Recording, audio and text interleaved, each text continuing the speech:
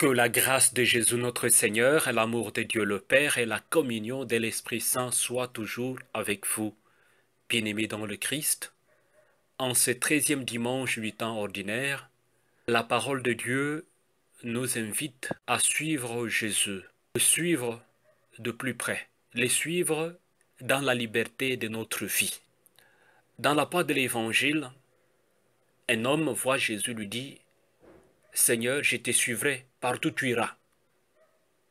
Jésus lui dit, mais est-ce que tu comprends ce que tu es en train de demander? Tu me suivras partout où j'irai, mais moi je n'ai même pas de maison.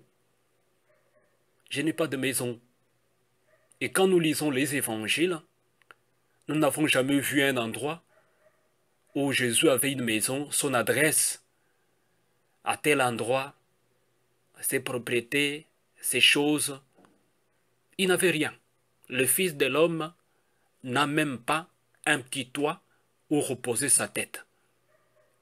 Mais cette figure de style que Jésus utilise voudrait inviter plus profondément celui qui demande de le suivre de peser le sens de l'engagement, de discerner le sens de l'engagement et de s'y engager. Un autre qui passait, Jésus lui dit « Suis-moi ». Mais s'il lui a dit « Non, écoutez, donnez-moi d'abord le temps d'aller enterrer mon père ». Mais Jésus dit « Non, laissez les morts enterrer leurs morts ». Bien-aimés dans le Christ. Un autre dit « Donnez-moi le temps d'aller dire au revoir à mes parents, et puis après je viendrai te suivre ». La séquelle Christ n'a pas besoin d'excuses. À la suite du Christ, nous n'avons pas besoin d'excuses. Car la vocation, l'invitation, l'appel de Jésus est un don gratuit.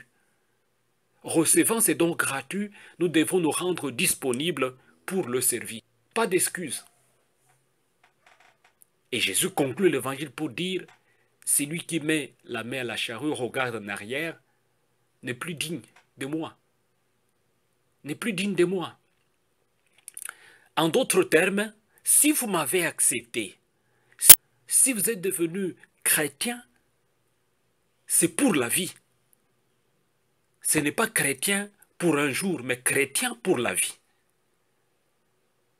Vous êtes devenu prêtre pour la vie. Vous êtes devenu religieux, religieuse pour la vie. Vous êtes devenu missionnaire pour la vie. Vous avez célébré le mariage, c'est pour la vie. Tous les engagements chrétiens, c'est pour la vie. C'est les dons gratuits que le Christ nous offre. Mais nous savons qu'il y a autant d'excuses. Laissez-moi d'abord aller enterrer mon père. Bien-aimés dans le Christ, les disciples de Jésus n'ont pas rejeté ses parents. Bien au contraire, Jésus donnera l'exemple en s'occupant de Marie, sa mère, jusqu'au bout, juste avant de mourir. Il l'a confié à Jean, son disciple très cher, son disciple bien-aimé. Jésus souligne ici l'urgence d'annoncer la bonne nouvelle du don gratuit de la vie, que Dieu veut accorder largement à tous les hommes et à toutes les femmes. Jésus nous rappelle que à sa suite, cela devient une priorité. Les suivre est une priorité. Pas d'excuse. Le problème arrive quand nous abandonnons ces dons gratuits que le Christ nous offre à sa suite. Et nous retrouvons ce que saint Paul appelle, dans la deuxième lecture d'aujourd'hui, s'adresse aux Galates, les désirs de la chair, les inclinations de la chair. Vouloir faire ce que nous voulons, ce qui nous plaît, l'inclination vers le matériel. Mais Jésus nous invite et nous dit Jésus d'abord, pas autre chose, Jésus d'abord. Qui dit Jésus d'abord voudrait dire la simplicité de la vie qui nous engage à voir le bien des autres, qui nous engage à offrir à chacun son dû, qui nous engage à voir dans l'autre la présence du Christ. Chers amis, bien-aimés dans le Christ, à la suite du Christ, il n'est plus question de chercher des justifications. Non, il faut faire ceci dans tel cas, voilà. Non, Jésus nous appelle, il s'agit de la radicalité de la vie. Soit on est chrétien, soit on ne l'est pas. Soit on est prêtre, soit on ne l'est pas. Soit on est missionnaire, soit on ne l'est pas. Soit on est religieux, soit on ne l'est pas. Soit on est religieux, soit on ne l'est pas. Soit on est marié, ou on n'est pas marié. Donc, tous les engagements chrétiens, je reviens encore pour dire, est un don gratuit. Et donc, nous ne pouvons pas sacrifier ces dons gratuits. Nous ne pouvons pas piétiner ces dons gratuits. Jésus nous invite à nous détacher de biens matériels, des biens de ce monde, et nous attacher à lui. Nous attacher à Jésus, c'est quitter tout pour le suivre. Et là, c'est que la Christ, bien aimé dans le Christ, c'est vraiment un réel sacrifice. C'est un sacrifice. Mais rencontrer le Christ de Jésus est un grand bonheur. Est un bonheur qui rafraîchit le cœur et qui rafraîchit la vie. Le Christ de Jésus nous invite de nous aimer les uns les autres. Parce que c'est là le nœud de la sécurité de Christ. C'est là le nœud à sa suite. Les suivre, c'est de le rencontrer dans ma soeur, dans mon frère. Le suivre, c'est de rencontrer le Christ de Jésus dans ma vie ordinaire, dans ma vie de tous les jours. Bien-aimés dans le Christ, où en sommes-nous à son appel, suis-moi? Où sommes-nous? Répondre à l'appel d'une vie radicalement nouvelle, c'est là où Jésus nous invite. Revenir en arrière peut aussi être synonyme de retourner à des comportements mondains, à des comportements contraires au royaume de Dieu. Non, les disciples de Jésus font tout avec le soutien de la grâce de Jésus. Tout avec le soutien de Dieu qui l'accompagne. Jésus nous appelle à proclamer l'évangile dans le monde. Et il sait que l'esprit du monde parfois nous tire vers le bas. Voilà pourquoi il prie pour nous.